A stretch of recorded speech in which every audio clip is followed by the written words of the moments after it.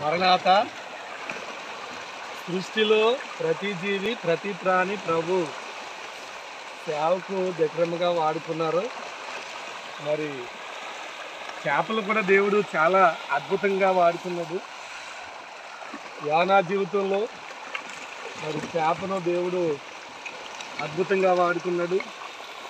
అలాగే మరి సింహం బోన్లో ఉన్నది దానియేలు సింహాలు వాడుకున్నాడు.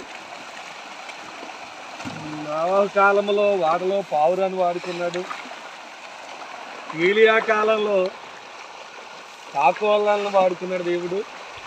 దేవునిలారా, మనం కూడా సృష్టిలో ఏదో ఒక ప్రభుకి సేవకు బలమైన పాత్రగా వాడబడాలి.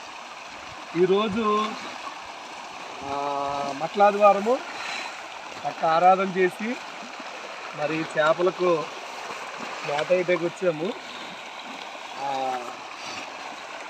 దేవుడు గాడిదని కూడా వాడుకున్నాడు.